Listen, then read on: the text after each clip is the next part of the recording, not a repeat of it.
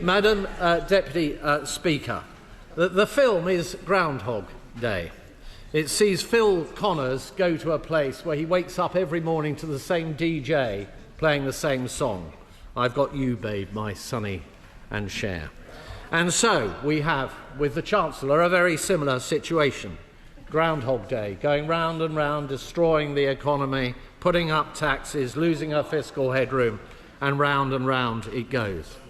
It is the case, Madam Deputy Speaker, that this film was said to be a romantic comedy. Well, there's been nothing comedic about the results that this Chancellor has delivered in terms of increased unemployment, diminished living standards, higher inflation, and so on. And whether the public were ever enamoured with the Chancellor, I know not, but they certainly are not now, Madam Deputy Speaker. She is apparently the least popular Chancellor, according to the polls, in the history of polling on that question.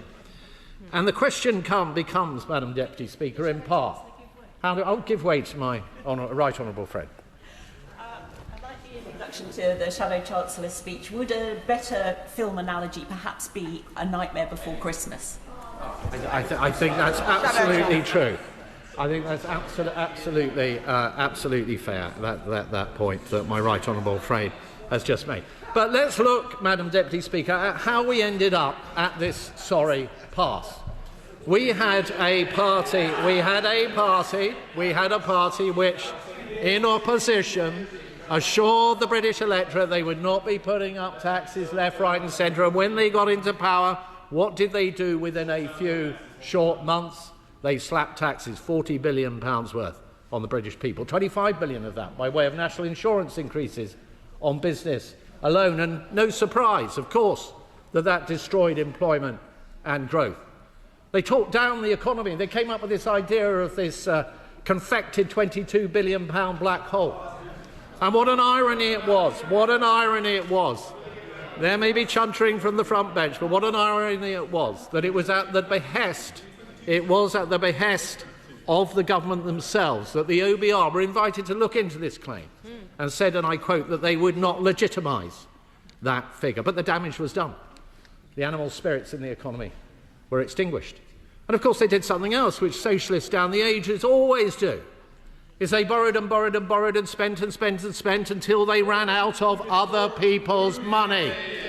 Other people's money. Mr. Speaker, the minister is having trouble containing himself, such as the punishment that he's receiving at the dispatch box at the moment. So they borrowed all this money, and what did that do? It stoked inflation. And with inflation higher, then interest rates have been higher for longer. And on inflation, the minister says from a sedentary position it's coming down. Well, the IMF says that inflation will be the highest in the G7 this year and next year. So what we know is that with high inflation, interest rates are higher for longer. That means businesses' costs on borrowing are higher. It means that consumer sentiment is dampened. It means that the burgeoning debt that this government is constantly adding to, the servicing costs on that alone, is currently £100 billion a year, twice what we spend on defence. In fact, if debt servicing were a government department, it would be the third largest in Whitehall. Not spending money on better public services, as we're often told by the party opposite, but simply paying for the profligacy of the party opposite when it comes to borrowing. And what about the run-up to this budget, Madam Deputy Speaker? What a farce. We have seen weeks and weeks of uncertainty generated by the Treasury, who have leaked every possible combination of tax increases and then U-turned on some of them, flown so many kites that they have blotted out the sun, and a huge shadow has been cast across businesses who have pressed pause on investment and hiring. Speak to Andy Haldane, I say to the minister opposite. He concludes that what I am saying is absolutely right. And it has weighed down on consumer sentiment. It has done, all this hokey-cokey around what is in the budget, has done real damage to our economy on this government's watch. And I will give way to my right honourable friend. I'm very grateful, my honourable friend. My right honourable friend did a service to this House a week or two ago when he drew exactly what he's describing now to the attention of this chamber.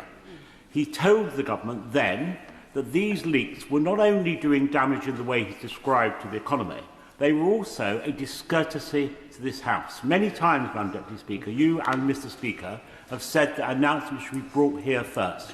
It is fundamental to this place that what the government announces is brought here and is scrutinised here, not in the public realm. I'm grateful to my honourable friend. Well, my right honourable and gallant friend is entirely right, as usual. And it is also the case, Madam Deputy Speaker, that something else has been going on. And I have written to the OBR to ask Richard Hughes exactly what has happened in terms of the information that the Treasury appears to have been leaking out about the forecast during the run-up to the budget. And I say this given that the OBR's own guidance says that the information exchanged with the Treasury during the build-up to a budget is provided in confidence to ministers. Why is it then, Madam Deputy Speaker, that the Chancellor herself should be out on the airwaves before the budget opining on the apparent coming downgrade to productivity? So I have written to the OBR to ask whether they feel that that is appropriate. I've also written to the Permanent Secretary at the Treasury to ask him if he is implementing an investigation into the leaks coming from the Treasury. He has written back to me, interestingly, just simply to say that in the event that there are suspected leaks, of course there is an investigation. He hasn't quite answered my question as to whether there is one being undertaken at the moment, but I will be following him up on that matter. So, Madam Deputy Speaker, what has happened in this budget? Well, the OBR forecasts tell a sorry story. Unemployment higher in every single year of the forecast than they were forecasting back in the spring.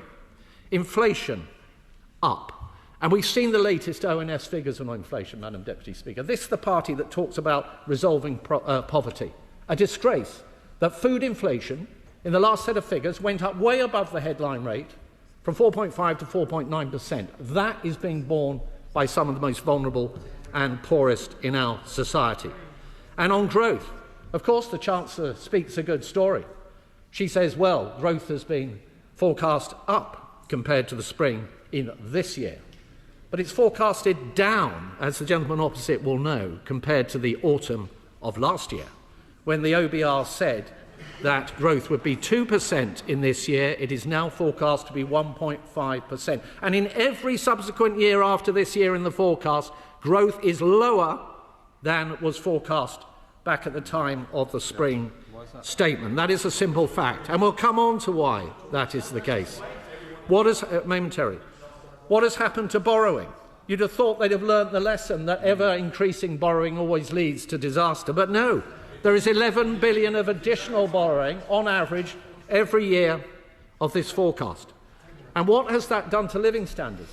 Real household disposable income, the economist's measure of economic well-being, is down in every single year of this forecast compared to the forecast in the spring. And in fact, the OBR says, and the honourable gentleman will like this one, the OBR says that real income growth across this forecast will be well below the average of the last decade. So don't point a finger at the last government when it comes to living standards. It is there in black and white. I will in a moment. It is there in black and white in the OBR's report.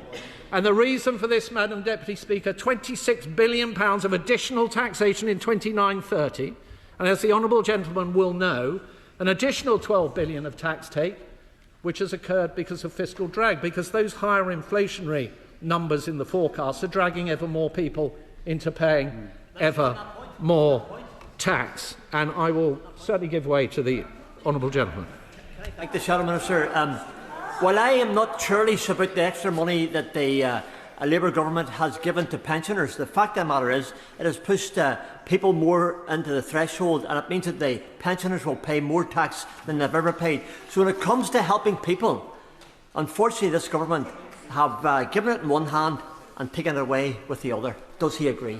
The honourable gentleman is absolutely right. Now, when it comes to the income tax threshold freeze, which has been extended for 3 years, even though they briefed out that it would probably just be 2, for 3 years, that means 780,000 more people going into tax for the first time, because the personal allowance will have been frozen for longer, and 920,000 people going into the higher rate tax bracket. In fact, by 29-30, around 1 in 4 people employed in this country, workers in this country, will be in the higher rate tax bracket. 1 in 4.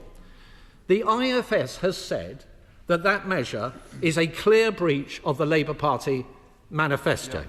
The Chancellor herself accepted in the autumn budget of last year, when she said she would not come forward with this measure, that the reason why she would not come forward with it is it would hurt working people.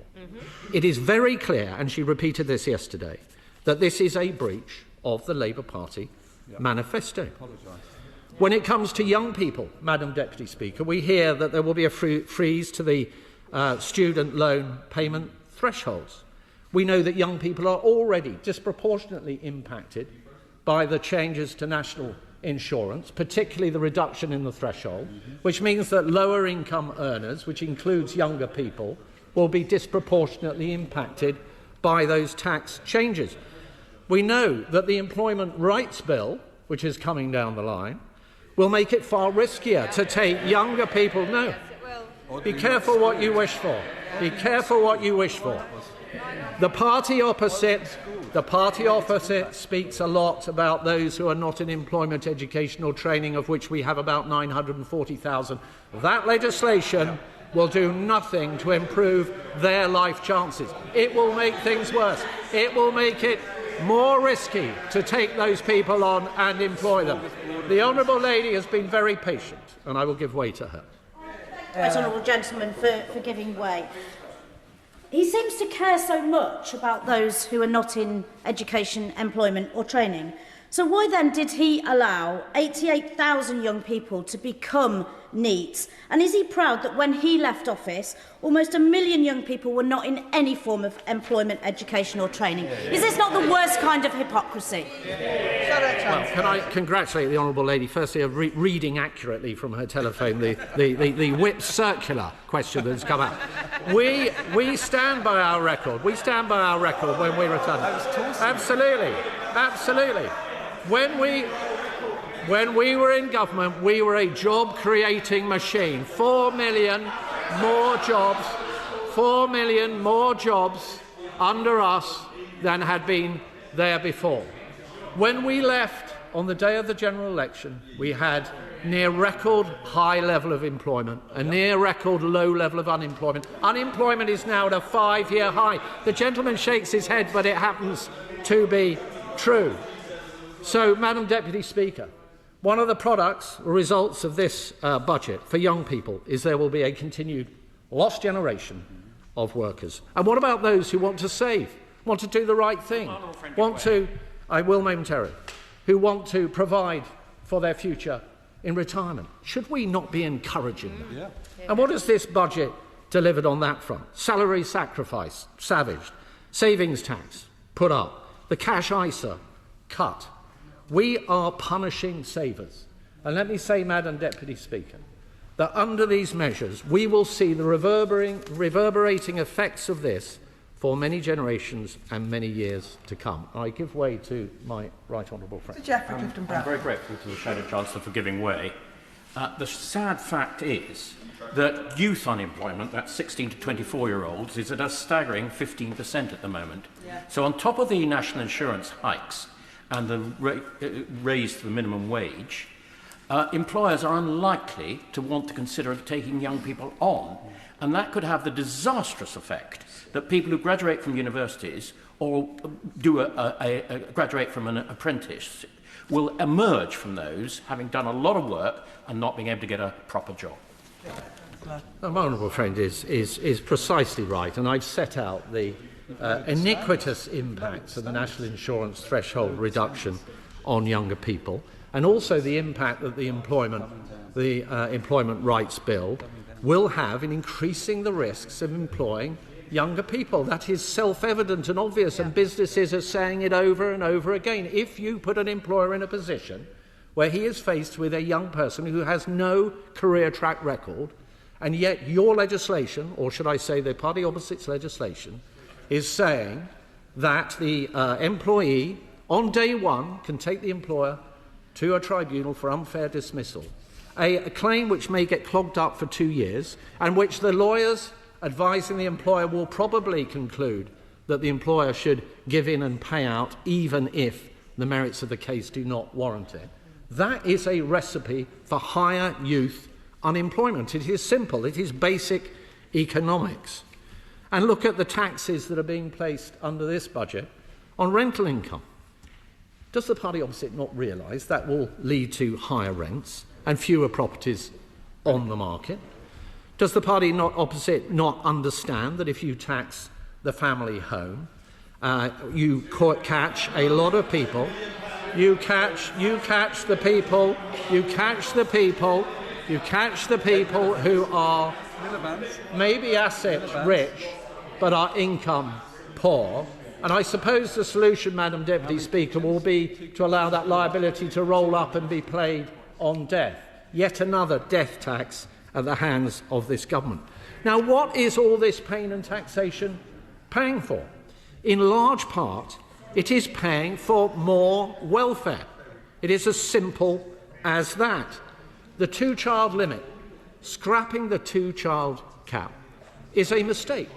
It is unfair, and it is unfair because those that are paying taxes and working hard and paying the taxes and doing the right thing have to take tough choices as to whether they can afford a larger family or not.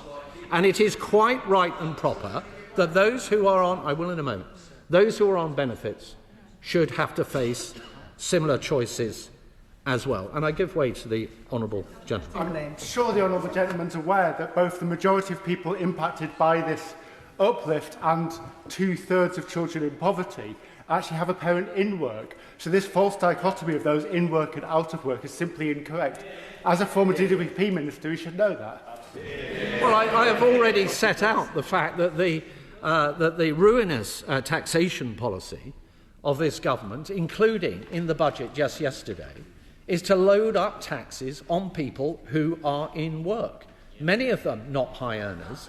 And the fact is that the impact of that tax is why the OBR themselves have concluded that for every year of this forecast, real household disposable income, in other words, the cost of living issues that people are facing, is going to deteriorate under those measures compared to the forecast back in the spring. The honourable gentleman's party is making poverty worse by making sure that work does not pay to the degree that it should. And the other point is inflation.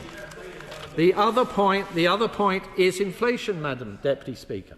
If you run a policy of borrowing vast amounts of money, spending £500 billion over and above the plans that they inherited across this Parliament, and that was added to by over £100 billion just yesterday, do not be surprised if inflation is the highest in the G7, and if the IMF says it will be the highest in the G7 next year. What does high inflation, particularly on food, do to poverty? It drives poverty up, and therein lie the answers that the government needs to think about. Now, there is an alternative, Madam Deputy Speaker. The alternative is that you get on top and control government spending, and then you do the responsible thing, and this is our golden rule, whereby at least half of those savings go to driving down the deficit and the debt, but you then have the capacity to drive down taxes as well, and that is exactly what we set out at our conference. £49 billion worth of saving, £23 billion worth of savings on welfare, thanks to the solid, commendable work of my right honourable friend, the Shadow Work and Pensions Secretary. We have found those savings. And it is a tragedy that the government, the honourable gentleman says, what are the savings? The savings are £23 billion on the welfare. It is a number, and as a member of the Treasury team, he should be familiar with numbers, but clearly is not. Okay, so we will be bringing down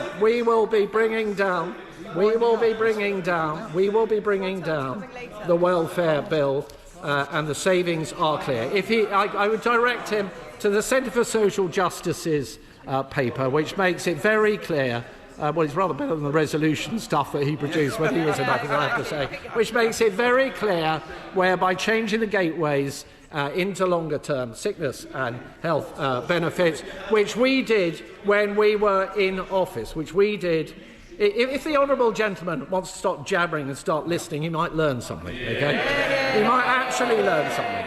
And you know, if the right honourable gentleman learns something, that might be for the good of his party and for this country. When we were in office, Madam Deputy Speaker, we made reforms to the work capability assessment that would have seen, according to the OBR's own scoring, 450,000 fewer people going on to those benefits. We were making a real difference in arresting the rise in the welfare bill. What did the government do on coming to office? It scrapped those on day one almost. It then came forward with its own proposals. And I hope when the honourable gentleman comes to his feet later, he can address this. And he can talk us through what happened to his government's attempt to control the welfare bill. It got smashed up into a million pieces on the rocks of his own backbenchers. That's what happened. And that is the tragedy of much of this budget, is that economics is being driven by the internal politics of the Labour Party. You have a Prime Minister and you have a Chancellor whose position is now so precarious that they have to bob up and down like a cork on the tide when it comes to making policy at the whims of the backbenchers opposite. So, Madam Deputy Speaker, there is actually a certain melancholy about this budget. This budget is like Groundhog Day, an old song, the words seared into the collective mind, a socialist anthem for all time, that for he who has, then that must be taken away. For he who has not, then to him must be given. Not on the basis of any measure of fairness, as is suggested in the topic for debate today, but on a fundamental misunderstanding of basic economics.